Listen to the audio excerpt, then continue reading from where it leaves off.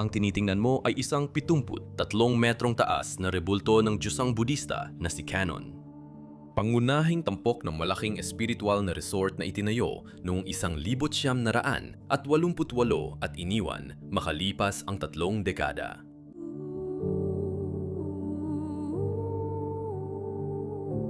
Matatagpuan sa bundok ng Japan, ang lugar na ito ay ginawang pinaikling pilgrimahe at ginagaya ang tatlong sagradong templo ni Canon mula sa iba't ibang bahagi ng bansa. Sa dami ng bulwagan, gintong pagoda, hotel para sa bisita at malaking estatwa, nilika ito bilang espiritual na paglalakbay. Pwede mo itong lakarin sa isang hapon lang.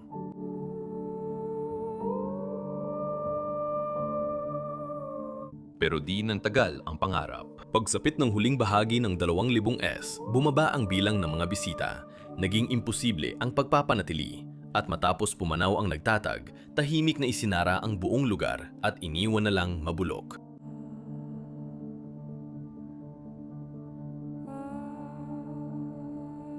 Ngayon, wala na ito sa mapa. Walang seguridad, walang mga turista.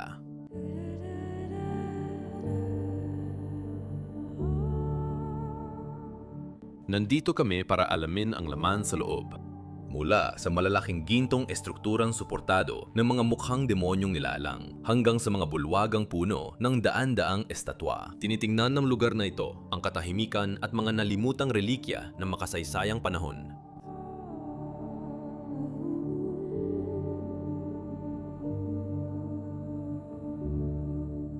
Ang dating lugar ng panalangin at pag-asa ay ngayon nakatayo na lang bilang nakalimutang monumento ng nawalang pangarap, isa sa pinakasuryal na eksplorasyong nagawa namin.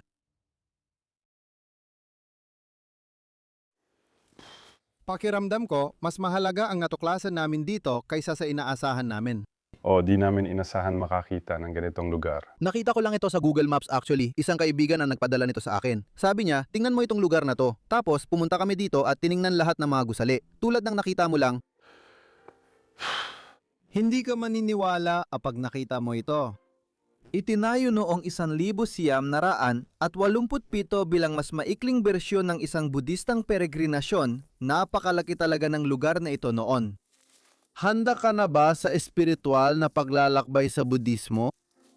Oh, Marami na tayong napuntahang dambana at mga templong Budista sa Japan, pero para sa akin, ito ang pinakamatindi sa lahat at inabandona pa. oh. Hindi pa ako nakakita ng ganitong dambana. At sinalubong tayo ng, sa tingin ko ay mga monghe. Oo, sa tingin ko, mga mongheng naglalakbay dahil may pilgrimage na binubuo ng 33 templo dito sa Japan. Ang 33 Canon Pilgrimage, isa ito sa pinakamatanda sa Japan. Sa totoo lang, mga 1,000 hanggang 1,200 kilometro ito. Grabe yon, abot ka ng 60 araw sa pinakamabilis. Oo, Parang ganun. may nakita kaming hapong lalaki na naglakad paakyat at binati kami. Tapos pumunta siya rito. Mula pa sa Nara na mga 4 o 5 oras ang biyahe gamit ang Shinkansen, yung high-speed train mula rito. Sa tingin ko, para lang bisitahin ang lugar na ito. Oh. Dahil mahalaga ito sa kanya, pati itong nandito. Ang nakikita natin ay ang pangunahing tarangkahan na may 2 malalaking estatwa na nakatayo sa harap nito. Sila ang tagapagbantay ng lugar at nililinis nila ang iyong sarili pagpasok mo sa tarangkahan. At nandito sila para itaboy ang masasamang espiritu. Oh! Kaya kung tama ako, eto si Adyo. Nakikilala mo ito dahil bukas ang bibig nito. At ito ay para sa simula ng buhay. At ito naman si Ungyo. Makikilala mo siya dahil sarado ang bibig niya. At ito ang katapusan ng buhay. At sila ang mga tagapagbantay nito. Pasilidad, o sige, pasilidad, dambana. Kaya tingnan mo, kung papasok tayo dito sa pangunahing pasukan, tayo ay lilinisin para sa buong buhay. Nararamdaman kong napakalinis ko. Ang ganda ng mga ideya, tama. At pagkatapos, Grabe ito. Nakakatuwang katotohanan na yung inabandona na ang estatwang ito. Sinabi ng gobyerno ng Hapon na bawat gusali na higit 60 metro ay dapat makaroon ng mga aviation lights ngayon. Oo, at itong isa ay walang aviation lights. Sa tingin ko, kailangan talagang gibain ito balang araw. oh, siguro O alam ko na parang may mga ilaw naman ito pero hindi na ito gumagana ngayon. Kaya siguro pwede silang gumawa ng paraan na parang ganun. Ikukwento ko pa sa'yo ang tungkol sa rebulto mamaya, pero dito makikita mo, ito ang pasukan, dito. Magbabayad ka ng 500 yen na mga 3 euro para makapasok dito sa lugar na ito. Nandito pa rin lahat ng mga Japanese na barya. Wala naman itong ganong halaga, pero nandito pa rin lahat ng mga alay. Pagkatapos, may maliit na display ng mga bagay dito. May ilang spoilers. Oh! Ang laki ng halimaw na to. Tignan ng media ang demolisyon. Halimaw. Halimaw. Siguro ganun kalaki ang estatwa. Ang laki ng estatwang ito ay 70, 3 metro ang taas, mga 210 at 10 talampakan. O at may hawak itong sanggol at ang sanggol ay mga 8 beses ang laki ko. Kaya ang sanggol ay parang 8 looks ang haba. At ang buong estatwa ay 40 lukes ang haba. Ngayon lang ako nakakita ng ganito. Tila isa ito sa pinakamalalaking estatwang Budista sa buong mundo. Oh. Di ko alam gaano kalaki, baka mas mataas pa ang pinakamalaki, pero grabe talaga. Nandun sa taas. Nakita namin sa taas na pwede pala kaming pumasok sa loob. Pero kailangan mong hintayin yon hanggang sa dulo ng video. Una, ipapasyal namin kayo sa buong pasilidad at siguradong magugulat kayo, tapos doon din namin tatapusin. Gusto mo bang ipakita ang tindahan sa bisita? Oo! Gusto ko talagang ipakita ito. Kawili-wili ito dahil may mga souvenir at marami pang nandyan. Kung ang abandonadong lugar na ito ay nasa ibang bansa, siguro ay nakalkal na, nalagyan na ng graffiti at ninakawan na. Pero dito, pati yung tindahan ng mga bisita ay buo pa rin talaga. May maliit na plaque na pwedeng bilhin at ipapersonalize. Oh, nakita namin yun sa kabilang kwarto, pero di naman interesante. Pero parang dito, ilalagay ang pangalan mo, tapos makikita mo kung para saan ito ginamit. Gumagana pa ang lugar na ito hanggang 2012, pero nagpatuloy pa sila ng kaunti para lang sa mga Buddhist na relihiyoso na gustong bumisita rito. Pero 3 taon na ang nakalipas, ang huling mga bisita ay opisyal na dumating dito sa lugar na ito. May ilan pa ring pumupunta dito para magdasal. Maliit na replika ng estatwa. 1,000 yen ang halaga at makatarungan ng presyo. Oh, may ilang magagandang display ng origami. Oh! Kasama ang tupa. Maganda yan. Siguradong may simbolikong ibig sabihin. Siguro nasa itaas yan. O nga. Oh. Pati na rin ilang mga kwintas. Ang paborel doon, hindi. May tindahan o kainan pa pala dito, tingnan mo. Oh, may maliit na kapihan dito. Makikita mo na, gumagana pa ito noong 2012, kaya malamang may ilang pasilidad dito na gumagana pa noong 2011 ayon dito. Dito, 2018. At ito ang maliit na kusina kung saan nila inihahanda ang pagkain para sa restaurant doon. Malamang nga naghain sila ng masasarap na pagkain. Tara, pasok tayo sa loob para ipakita ang mga lugar ng peregrinasyon. Oh, gusto mo bang gawin ito? Tingnan mo. Hindi pa tayo nakapasok sa loob. Hindi pa, sumilip lang kami pero. Mukhang interesante. Isasara ko muna ang pinto para magpakita ng paggalang dito sa Japan.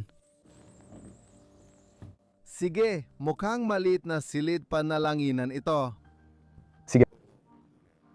Una, sigurado. O, talagang iniwan nila lahat, pati mga service car o mga kotse ng mga empleyado noong lisanin ang lugar na ito. Baka iniwan nila ang susi gaya ng sa Japan. Teka, sisilipin ko lang sa kabila. Elvis Presley. Na yon, wala ng susi. Sige, tingnan natin itong gusali. Napaka-surreal ng lugar na ito. Sobrang iba kumpara sa mga abandonadong simbahan na kinunan natin, di ba? Oh, parang mga kahilingan din ba ito o baka hindi dapat galawin? O, pasensya na. Hindi ko alam. Hindi ko rin alam. Di namin masyadong pinapakialaman dito sa lugar na to. Kasi, Pero naniniwala ako na pwede mong basahin tulad ng ito nga ay mga kahilingan, ito yon, mga hula ito at pwede mo silang isabit dito. Hindi ko alam saan mo nakuha ang mga ito, pero isasabit mo ang papel ng kapalaran mo. Nakuha na natin ang kapalaran natin. Ginto ka, di ba?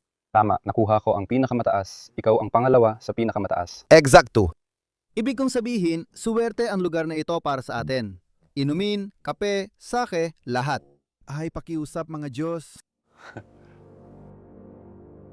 Noong 1986 hanggang 1991, naranasan ng Japan ang matinding asset bubble. Doble ang halaga ng ari-arian, labis ang taas ng presyo ng stock at umapaw ang pera nang hindi pa nangyayari noon.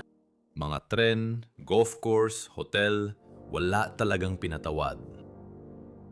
Direktang bunga ng ginintuang panahon ang dambanang ito.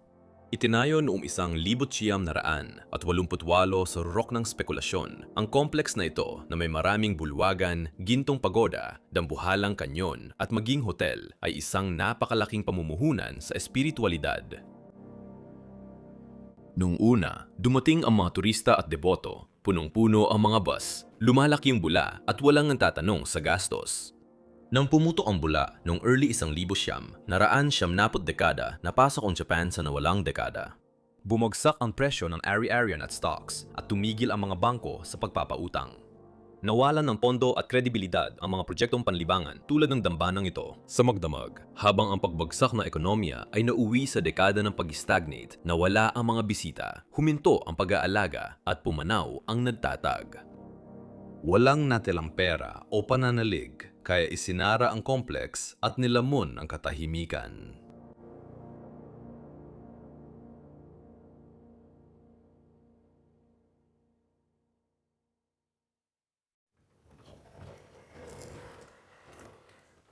Grabe! Maliit na silid sambahan. Kailangan kong hubarin ang sapatos bago pumasok. Ang saig ng tumi ay maayos pa rin. Ang buong gusaling ito ay nasa maayos pa ring kondisyon at talagang matibay ang pagkakagawa. Tingnan mo lahat ng estatwa ng kanyon dito, nandito rin ang mismong dambana. Ito lang talagang ginamit nila, nandito pa rin. Parang napakapayapa ng lugar na ito. Oo. Kaya ang pasilidad na ito ay ginawa para sa mga tao na makahanap ng kapayapaan, kaliwanagan at kalusugan. Ito ay maikling paraan dahil di na nila kailangang gawin ang buong peregrinasyon. May isa pang liham dito. Tingnan mo.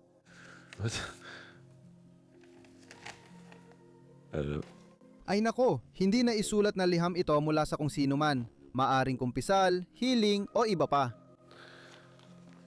Sige, ibabalik ko ito ng maayos kasi baka may naglagay talaga nito dito.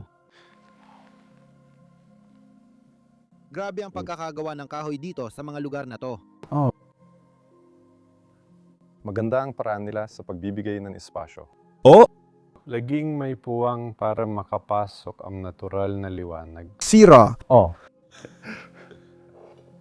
Lahat sila ay gawa sa metal, hindi ito mga plastic. Ang iba ay may mga kwintas sa paligid nila. Ito nga, may kumot pa sa paligid nito. At gawa ang mga ito sa luwad. Tama ba? Oo, parang ganun nga ang pakiramdam. Ito pa lang ang maliit. Oo, punta tayo sa malaki.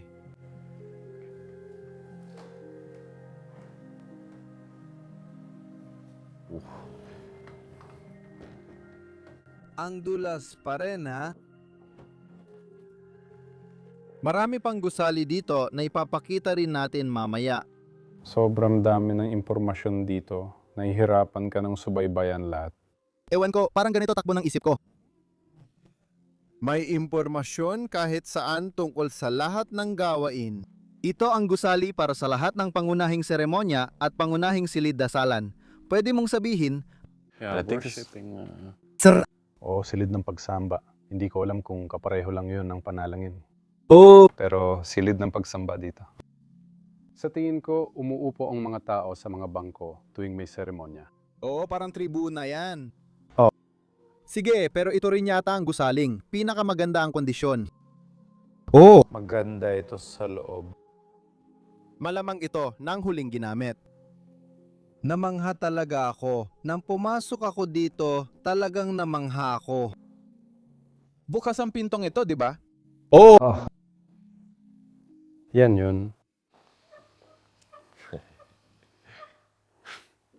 Napahanga na naman ako. Sige, pumasok ka na. Ay, ang galing ng kahon ng alay na yan. Dati, may sagisag sa gitna. Pero ngayon, napalitan na yan ng 3 sa mga tile na yan. Sa tingin mo ba ang mga tauhan ang gumawa nun? Hindi ko talaga alam. Baka napakahalaga nun. Wow! Ang galing nito, Sobrang komportable. Sobrang ganda. Sige, tuloy sa loob. napakalaking taiko drum. Pangalawa ito sa Japan. Panggalawa ito, pero ang isa na ito ay para sa seremonya. Ang galing. Ganito. Nakakita kami ng isa sa Hashiyojima dati sa isang bahay. Mas malit iyon kaysa dito. Mas maliit yon sa tingin ko. Siguro kalahati lang ng laki. Oo,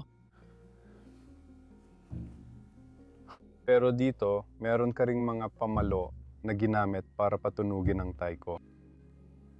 Pero gaya ng nabanggit natin kanina, talagang nakatanim na sa kultura, mainam sa dikman. mga relihiyosong gawain, komunikasyon.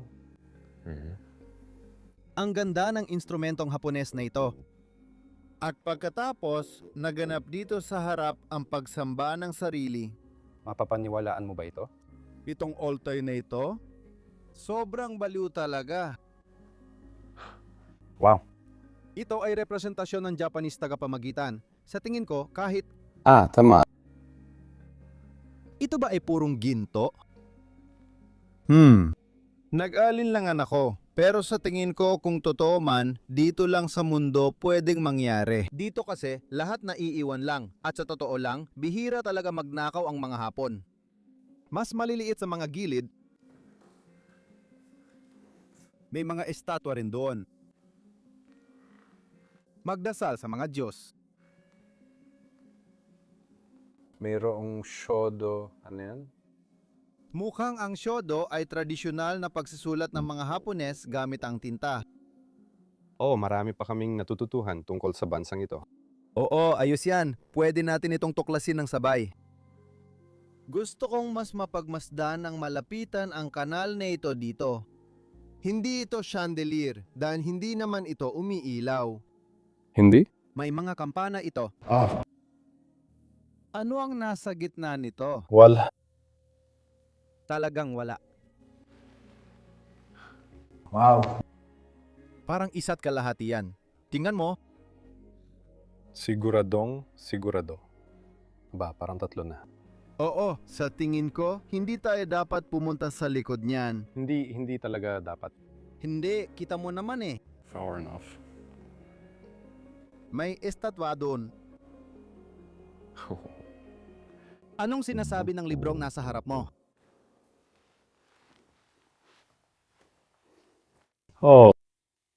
Alam mo ba kung ano to, Luke?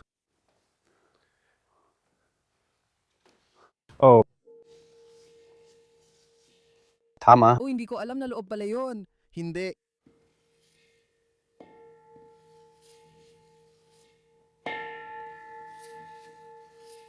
Kung magagawa mo ito ng maayos, maari mo itong ipagpatuloy magpakailanman. Ginawa ko ito gamit mas maliit pero napakahirap.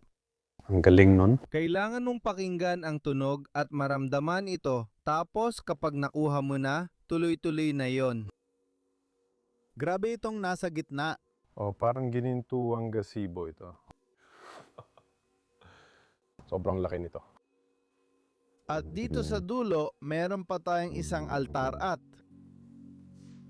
isang mas maliit na ribulto doon.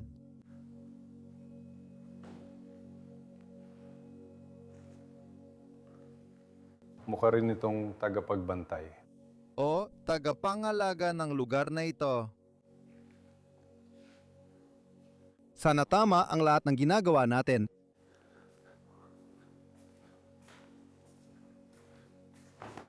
Tingnan mo, malagkit ang sahig. Malagkit nga ito. Sobrang malagkit na sahig. Bakit? Paano?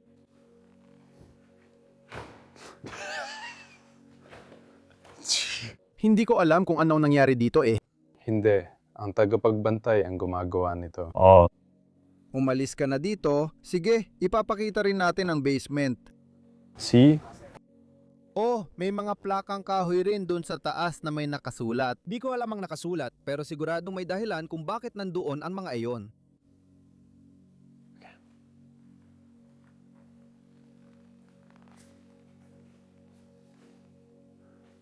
Tara na! Mahirap maglakad pababa ng hagdan gamit ang kinelas na ito. Pakiramdam ko, anytime matitisod ako. Para ito sa mga regular na bisita, ganun na. Sa tingin ko, oo, kahit sapatos at ibang gamit, nandito pa rin. Maraming set ng... Maganda itong pares na ito. Maganda ito. Kaya wala masyadong makikita sa basement. Pero, may isang bagay. Na hindi kami 100% sigurado kung para saan ito. Pero may ideya kami kung para saan ginamit ang kwartong ito dati. Iniisip namin na ito ay isang silid sambahan. Lahat sila may sari-sariling dambana dito sa loob. Kaya kung may taong namatay, maaari silang magrenta ng isa sa mga dambanang ito at sambahin sila dito. At gamitin ito bilang lugar para magsunog ng insenso, mag-alay at lahat ng iba pa. Tulungan sila sa paglalakbay sa kabilang buhay. Sa tingin ko, pwede talaga silang mag-imbak ng mga bagay dito sa ibaba. May mga sake o kanilang. Mga beer na gusto nilang. Ialo. Pero merong daan-daang ganito talaga. Sa tingin ko, mas ito para sa mga nakatira malapit. Pwede silang magrenta ng isa sa mga ito. Medyo makapit ang pakiramdam nila, parang plastic ang pakiramdam. Sobrang malakit. Sang-ayon ako. Pero nakaka-interest din naman kahit papaano. Parang isa itong libingan na katulad ng sa Europa kung saan yung mga kriminal ay pinagpapatong-patong sa isa't isa. Oo nga. May mga pader tayo na may individual na kahon para sa mga paso at urn na parang Buddhist na bersyon nito. Kaya alam ko na kung puno ito, malamang napakaraming personalidad ang mararamdaman sa kwartong ito. Pero sa ngayon, parang pare-pareho lang lahat. Pero Sa tingin ko, kinuha nila lahat ng iniwan na ito. Astig talaga. Ipapakita namin sa iyo ang isa pang bagay, sobrang interesante. Isuot mo ulit ang sapatos mo. Ipapakita namin sa iyo ulit ang isang kamanghamanghang bagay. Susunod, pupuntahan natin ang pinakabulok na gusali sa buong pasilidad. Halos wala na ang bubong na yan. oo nga, iniisip ko kung bakit yung particular na gusaling yan ang sobrang nabulok. Oo, dadaling ka namin sa gusaling yan sa bandaron. Tatlong magkakaugnay na gusali ito na may kanya-kanyang dambana sa loob. Sandali lang, ang lalaki sa likod ng kamera. Oh, wow. Ano bang meron sa ulo ko? Talaga? Nakita mo ba yon? Parang pati yung suot ng sweater. Hindi. Maganda yan, di ba? Mga pare, kung gusto niyong suportahan at tulungan kami na maisagawa ang mga misyong ito sa iba't ibang panig ng mundo at tuklasin ang mga lugar na ito, ang Brozodka merch link sa deskripsyon ang pinakamagandang paraan para suportahan at tulungan kami. Paglalakbay sa Japan. Dahil mahal namin ito, nais naming ipakita sa inyo ang kultura, kasaysayan at mga natatanging kawili-wili at inabandonang lugar na ito. Binabati tayo ng mga leon bago tayo pumasok. Sinalubong ng 2 leon. Iyan ay marmol talaga. Pero hindi naman lahat, di ba? Hindi. Hindi. Sa tingin ko, binalot nila sa tiyan, bibig o saan man. Para sa akin, normal lang ito. Estatwa, Daniel. Yes.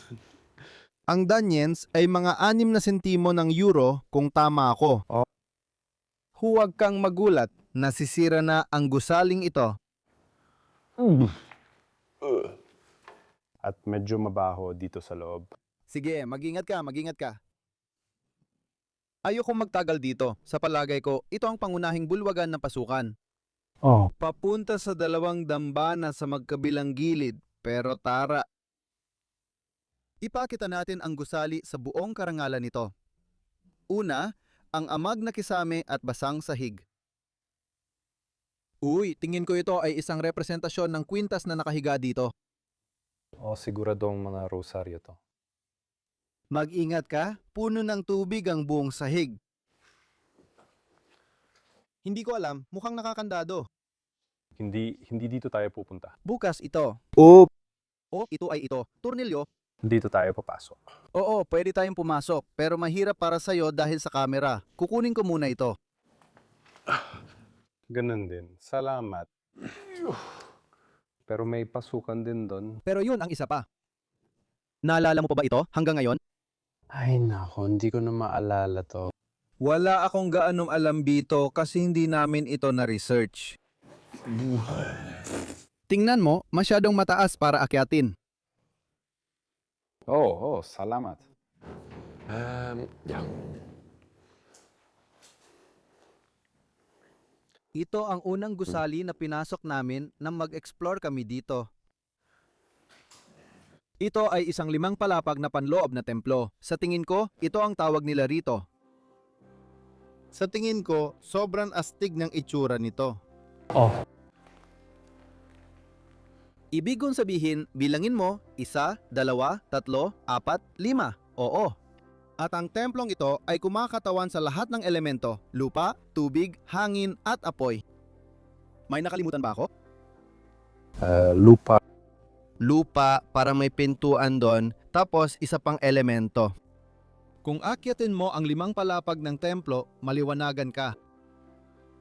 Yun ang natatandaan ko tungkol doon. Naniniwala ako na dati ring may tubig dito. Oo, sigurado. Hindi na makakausad pa.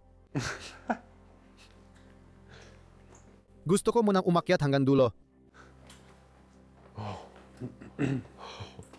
Ay, ang ganda dito sa taas. Siguradong napaka-espesyal nito para sa mga taong pumunta rito noon para masaksihan ito. Wow, medyo mataas pala talaga ito.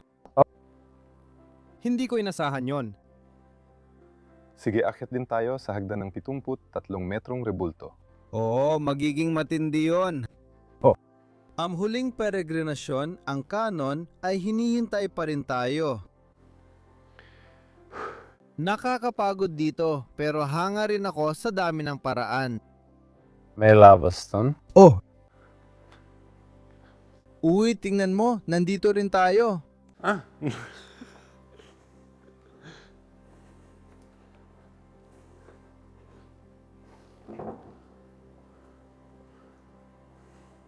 May mga taong nakatayo doon.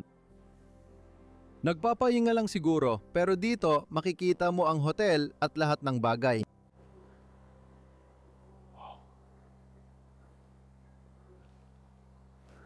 Tuloy na tayo sa next na bahagi. Oo, tara sa kabilang gusali. Pero hindi pa tapos dito sa gusaling ito. May isa pang bahagi sa bandang ito at iyon ang may tuluyang gumuho na bubong pero. Yeah. Mas maganda pa ang bahaging ito nun. Oo. Sige, mag-ingat ka, bawat hakbang ay basa, nabubulok at maaring maging katapusan mo. Maynes, o sige. Medyo madrama pero Medyo madrama. Tara na. Gusto kong ipikit mo ang iyong mga mata at buksan ulit. ako bilang cameraman. Hindi ikaw. Yung mga nanonood, buksan nyo ang mga mata nyo sa 3, 2, 1. Tingnan nyo ito. Ito ang tunay na kagandahan. Ang nabasa namin online ay maaring may 1,000 anyo ni Senju Kanon depende sa nais na simbolo. Talagang kamangha-mangha ito at sa itaas ay may gintong estatwa na kumakatawan kay Kanon Bosatsu kung hindi ako nagkakamali. Madalas itong makita sa ganitong kapansin-pansing pwesto sa sining Budista, may 2 mongheng Budista sa ilalim nito. Nakdarasal. Wow!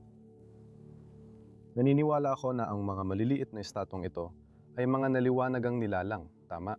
Mga larawan ng Budismo. Tama, at bawat isa ay magkakaiba rin. Oh. Nakaka-interest silang panurin dahil iba ang ginagawa at ekspresyon nila. Wow! Ang galing! Gusto ko rin ng malalaking dekorasyon sa dingding. Talagang nag-effort sila dito sa lugar na to. At sa kabuuan, sa loob ng 10 hanggang 20 taon na ito ay gumagana, naging matagumpay talaga ito. Sa totoo lang, dahil ang may-ari na nagsimula nito ay isang kilalang Japanese na ahente ng real estate at inisip niya ang lugar na ito at basta na lang niya ito itinayo. Noong dekada 80 sa Japan, gaya ng alam ng marami, yon ang ginintuang panahon nila. Umunlad ang kanilang ekonomiya at inasahang malalampasan ng Estados Unidos ayon sa maraming ekonomista. At gumawa sila ng mga ganitong bagay para ipakita ang kanilang yaman. At tingnan mo ang araw na sumisilip. Mahiwaga ito, talagang mahiwaga. Lahat sila ay may hawak na mga bagay. Tingnan mo si Grips Bell, Sony Scale na parol. Kahanga-hanga rin ang kanilang ekspresyon. Bawat isa ay malamang nagawa kamay. Oo. At mukhang gawa sila sa plaster. Tama. Nakuha ko, hinulma ito.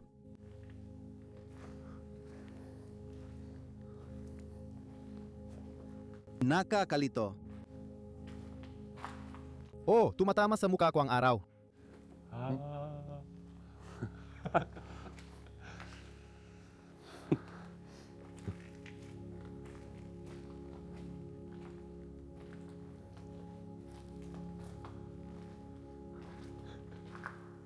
Isa siyang rockstar.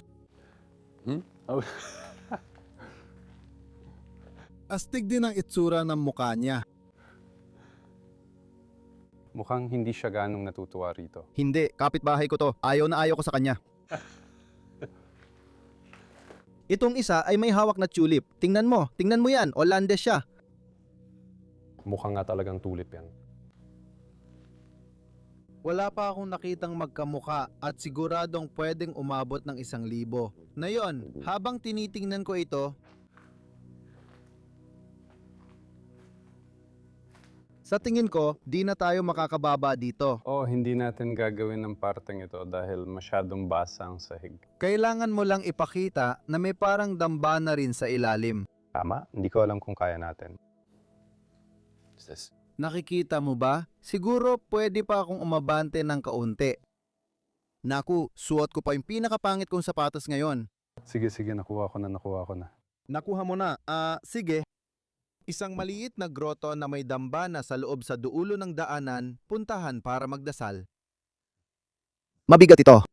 Hindi ito ang pinakamagandang posisyon para mag-video. Tingnan mo ulit ang mukha niya. Isang baliw na kwarto, ang ruta ng peregrinasyon. Nakakalungkot makita ito sa ganitong kalagayan. Pero may sarili itong kakaibang ganda. Maganda rin ito, pero hindi ito ang ibig sabihin at hindi dapat ganito. Sobrang nag-enjoy lang kami dito. Parang inisip namin unti-unti mag-explore pa kami tungkol sa tradisyon ng Hapon. At baka makakita kami ng templo o dambana. Pero ito, Higit pa ito sa inaasahan namin. Kaya ngayon pupunta na tayo sa pangunahing bahagi kung saan naroon ang malaking estatwa na may taas na 73 metro. May dalawa pa kaming silid na ipapakita sa inyo doon.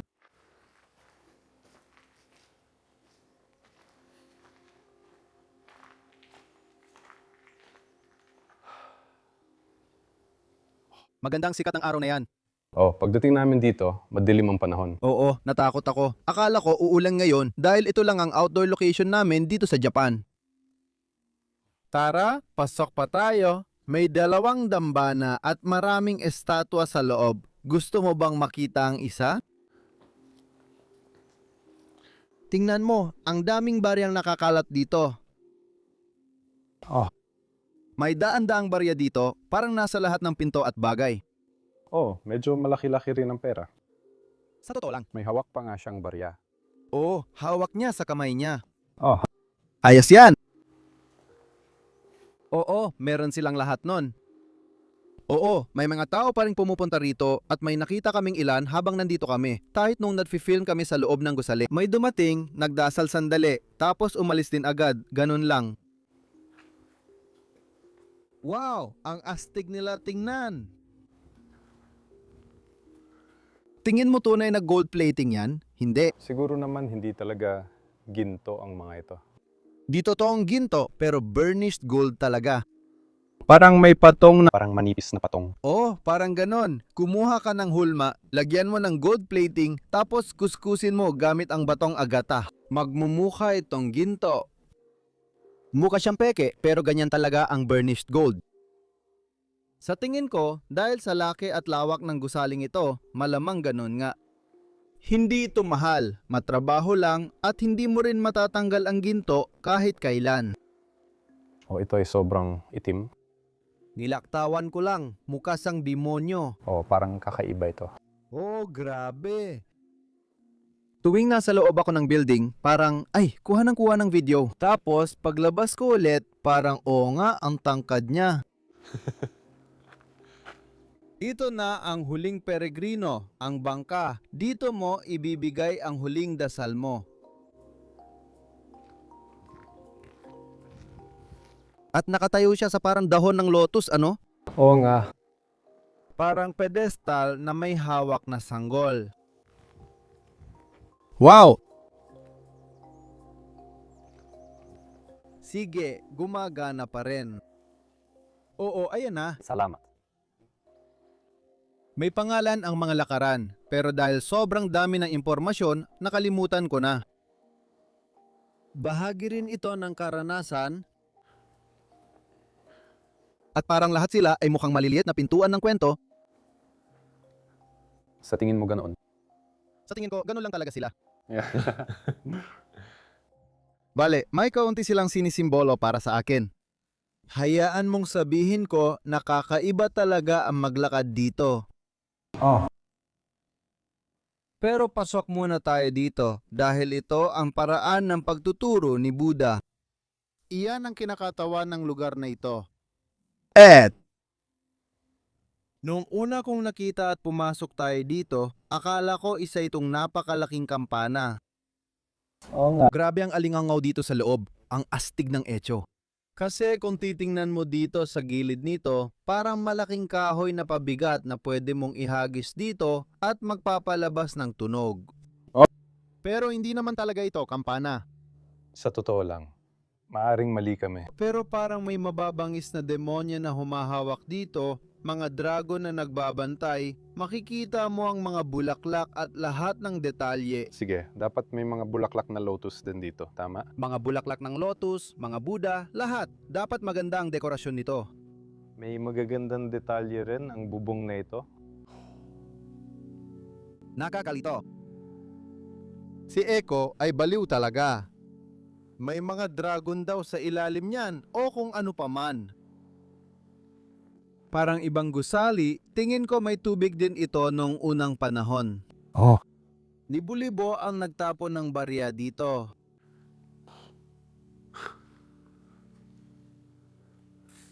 Ito ang kahoy na pabigat na sinasabi ko.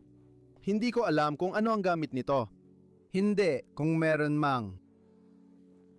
Nanonood ng video na ito at gustong magbigay ng karagdagang impormasyon sa comment section. Lubos naming pinahahalagahan ito at humihingi ng paumanhin kung magkakamali kami dahil ayaw talaga naming magkamali. Layunin naming magbigay ng maraming impormasyon tungkol sa mga lugar na ito. Heto, meron ding mga ganitong klase ng doorknobs doon. Makikita nyo sa itaas, mga bulaklak ang hugis ng mga yon. Mga malalaking mural din sa buong silid. Napakababasagin ng mga dragon na ito.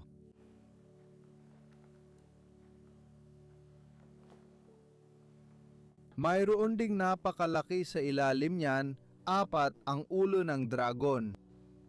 Sana makababa ako dito at masilip ang loob niyan. Pero hindi naman talaga yan ang layunin nito. Nakaka-interest, parang hindi ko alam kung ang mga espiritong ito na humahawak sa Dharma Wheel ay likas na masama. Pero mukhang sa Budismo, mas malaki ang papel ng kasamaan. Parang sa kung paano ang mga bagay-bagay at iba pa. O hindi ko pa talaga napag-isipan ng ganoon tungkol dito. Hindi Napaka-interesante ng paraan ng pag-iisip tungkol dito.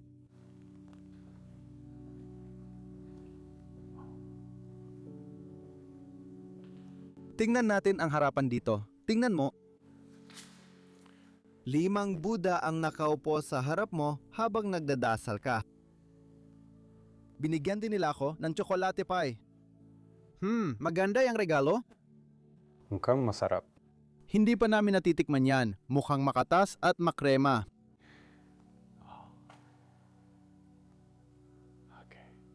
Hindi ko alam kung masasabi mong Buddha ang bawat isa. Sa tingin ko, hindi. Ako rin, pero gumagawa nga siya ng 5 iba't ibang galaw.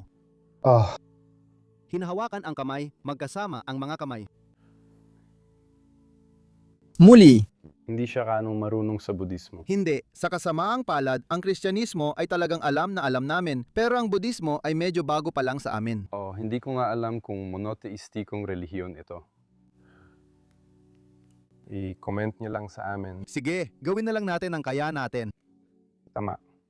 Madalas namang maluwag ang mga tao. kaya nga, bigyan mo naman kami ng kaunting palugit, alam mo yon? Punta muna tayo sa susunod na gusali bago tayo pumasok sa malaking gusali at tapusin natin sa itaas doon.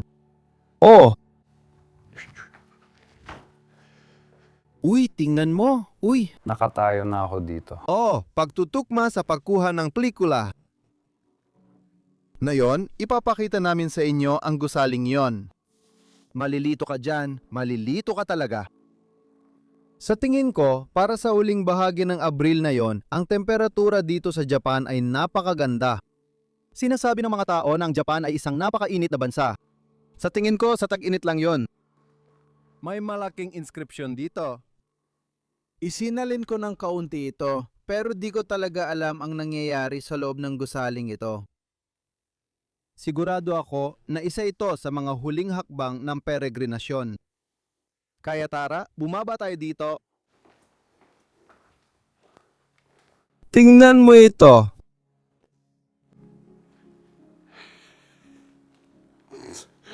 Sobrang grabe nito sa camera. Wow! Para sa akin, parang natagpuan namin ang Terracotta Army. Mayroong hindi bababa sa 1,000 estatwa sa kwartong ito, katulad ng isa pa. Magkakaroon ng 1,000 maliliit at isang malaki. Isang huli, isang huling kanyon. Pare-pareho lang ito. Sa pagkakaalam natin. Pero tingnan mo kung gaano ka-symmetrical sila, inayos lahat hanggang milimetro. Oy! At ito ang medyo mas malaki. Oh! Pero maniwala ka man o hindi, dito pinakamalaki. Hindi, parang 2 Leslie ito. Oy, magingat ka. Pasensya, parang 2 Leslie. Parang ganun nga.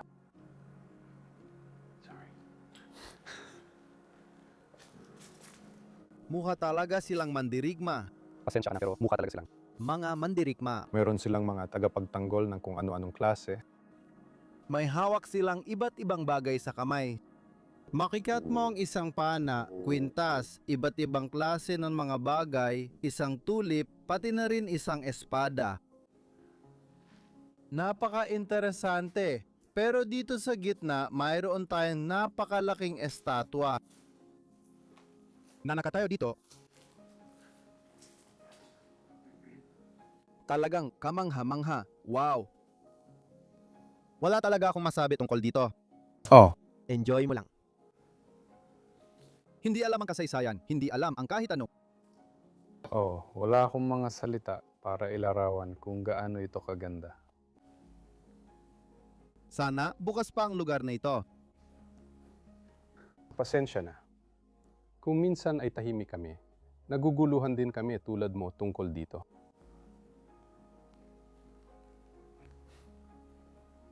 Hindi ko kailanman inakalang may ganito rito. Hindi ang Diyosa ng awa na may 1,000 kamay. Paano nga ulit yun? Ulit? Tignan mo kung gaano kaganda ang liwanag sa likod. Malamang ganoon talaga ang pagkakagawa niyan. Oo. Ginawa para ipakita ito sa ganoong paraan. Oo. Tiyak na 1,000 ito. Oo, tinan ko lang. 2, 4, 6, 8. Nung una pagpasok namin, parang Sorry, 20 at 5, 50. Kaya oo, kung may 20 hanay, 1,000 yon. Sinasabi mo kanina, kaya sa una, 1 lang. Nung pumasok tayo, akala ko may 2 hanay, pero salamin lang pala. Nawala ang salamin ko sa hapon. Oh,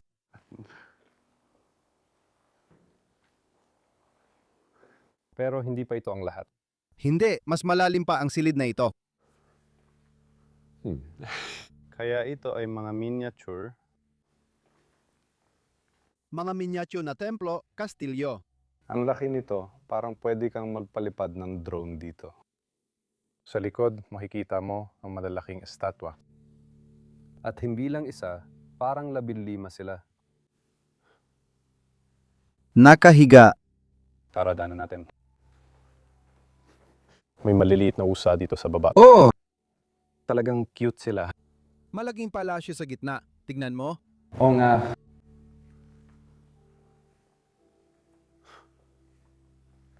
sobrang astig nito. Anong tinangka nilang gawin dito?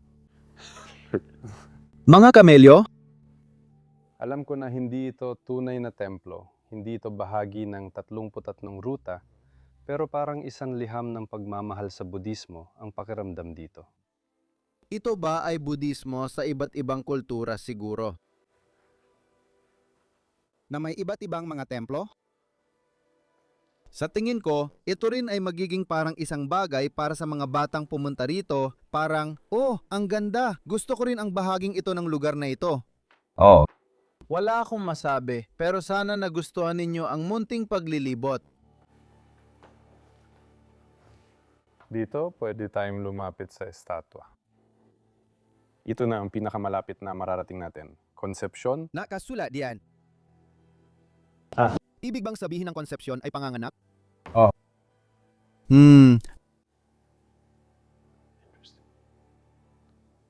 Lahat. Narito na ang sandali, dumating na rin sa wakas ang pagkakataon. Papasok na tayo ngayon sa malaking kukun, ang 73 metrong taas na gusali-gusali. Kanon, tara na! Panahon na para pumasok ang lahat. Malaki ang inaasahan ko. Sabi ng lungsod na ito, magiging astig ito. Okay, nagtataka ko nung una ko nakita ang lugar na ito sa Google Maps. Kung posible ba makapasok dito? Pero may pinto lang. Bukas lang ito. Talagang bukas. Sa loob ng bangka. Ang huling hintuan sa peregrinasyon. Sa tingin ko dito, sila nagtapos. O tingnan mo. Hindi ba lahat ng tao ay pumunta dito para ilista ang kanilang pangalan? Pasensya na. Idinidikit lang nila dito. Parang huling salita nila na parang ginawa ko ang paglalakbay na ito. Baka iba-ibang pangalan ang mga ito. Oo, magkakaiba silang lahat. Oo. Magkakaiba silang lahat. Siguradong sigurado. Pinagdugtong ko ang mga bituin, pero di ko alam na baka yon ng peregrino. Siguro binili nila sa gift shop tapos idinidikit nila rito kapag natapos na sila. Ito yung maliit na plaque na nakita mo na ipinakita namin sa'yo sa simula ng video. At literal na nakadikit ito sa buong pader ng lugar na to. Kaya karamihan ng bumisita rito ay nandito ang pangalan nila. Narito ang mga lugar ng peregrinasyon. Dati, kailangan pang maglakbay sa buong Japan para makita ang mga estatwang ito. Pero ngayon, magkakasama na sila sa isang lugar. Nasa buong silid na ito, silang lahat. Nasa loob sila ng tiyan ng halimaw. O at ulit, parang buong pader ay tinabunan lang ng mga tiles na ito. Libo-libo at libo-libong tao ang nakapunta rito sa mga taon na ito ay gumagana pa.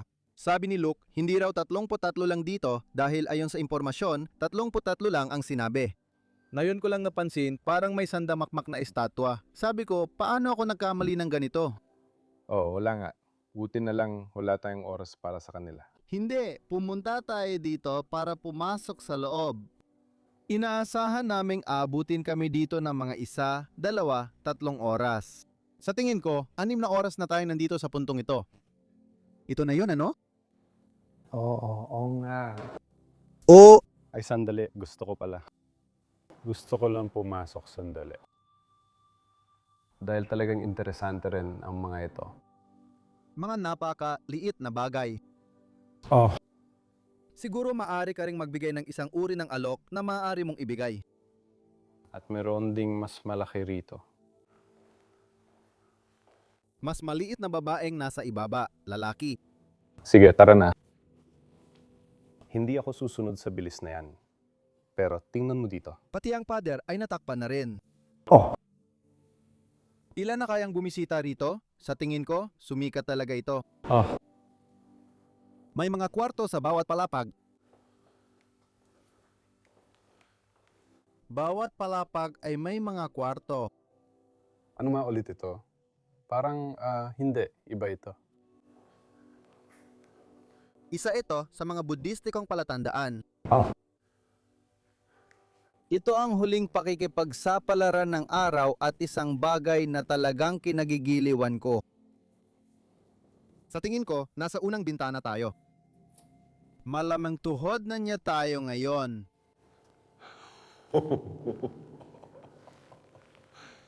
Oh, maganda ka na, bro. Oh. Yan ay magiging isang akyatan. Sa tingin ko, hindi pa tayo nasa kalagitnaan ng pag-akyat. Grabe, parang walang katapusan to. May tanawin ba dito? Oh! Yan ang gusali, nandun lang tayo sa loob. Oh. Sige, sana sulit ang pag-akyat dito. Nakalak ang pinto. Pintong hindi nakalak. Ito na ba ang tuktok? Na yun na? Sana. Makikita mo ang dagat mula rito. Tingnan mo. Ibig kong sabihin, malamang hindi sa camera. County lang. Oh. Kaunti lang. Sige, magkano pa ba ito? Sa tingin ko, malapit na tayo. Dapat malapit na tayo doon. Mukhang ito na ang tuktok ng gusali. Oh. Nasaan na tayo sa rebulto? Mahirap sabihin. May hagdan pa nga dito. Ay, hindi nga. Pakyat pa ito. Oh, Sa ulo. Sa ulo. Pero nasaan na tayo ngayon? wala akong ideya. Hindi ko talaga matukoy kung nasaan tayo sa loob ng rebulto. Sandali. Magpapakita ako ng ilang anggulo para makita kung gaano tayo kataas. Magiging mahirap itong pag-akyat. Sa tingin ko, lalo na dahil may dala akong kamera. Kung tatayo ako dito, kaya ko itong kunan. Sa tingin ko, Sige, isa pa. Ha? Ayos na tayo. sige, susubukan ko ito gamit ang kamera. Grabe ang echo dito. Oo, hindi. Ay, mas tumataas pa pala. May isa pang hagdan paakyat. Sabi mo, tumataas pa pala? Oo. Maraming alingaunggaw. Pero alam ko kung nasaan tayo. Dahil sa rebulto, may tuldok sa ulo natin. Diba? At ito ang tuldok. Dalawa pang hagdan. Dalawa pa. Dalawa pa. Paano natin gagawin ito gamit ang camera? At sa tingin ko, Gagawin mong parang si Rambo. Hindi ka ba natatakot sa taas? Look, oh. Pero ngayon nasa masikip akong lugar. Kaya hindi naman ganun kasama. Sa tingin ko, ito na talaga ang tuktok ng ulo. Sa tingin ko rin. oh! sasabihan kita. kung ligtas ba o hindi. Pero sa tingin ko, hindi. Diyos ko, Literal na pakiramdam ko ay nasa tuktok ako ng mundo ngayon. Tingnan mo ang lugar na ito. Hindi ba't nakakabaliw yon?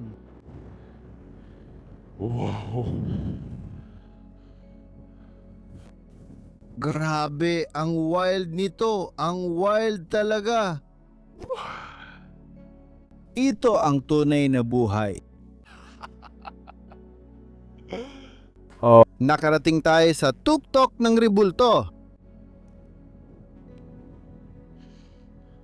Mula rito sa itaas, tanaw mo ang abandonadong hotel at lahat ng lugar na napuntahan natin sa parke.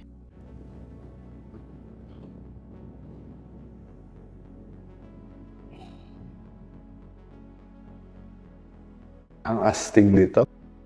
Hindi ako makapaniwala na natagpuan natin ang lugar na ito at nakarating tayo rito. Isa ito sa pinakaastig kong pag-explore. Alam kong maraming beses ko na nasabi yan, pero talagang kakaiba ito. Saktong-sakto talaga ito, sapul na sapul ang mga explorer. Walang salita para dito. Medyo mahirap ang pag-akyat na yun. Pagod na ako, kailangan ko ng tubig, kailangan ko ng sushi, kailangan ko ng lahat. Pero grabe talaga ang eksplorasyong ito. Ang ganda-ganda talaga at makakakuha pa tayo ng drone shot sa paglubog ng araw. Siguradong maganda ito. Sana nag-enjoy kayo sa pagsama sa amin sa adventure na ito. Isang Shinto, hindi ito damba ng Shinto. Sa totoo lang, hindi mo rin ito matatawag na shrine o templo. Hindi ko alam. Paglalakbay dasal. Hindi ito kasing tunay ng halimbawa ng ilang mga iconic na pook sa Japan na may mga dambana at iba pa. Pero nakakabighani talaga para sa amin. Oh. At sana pati na rin sa'yo, Canon.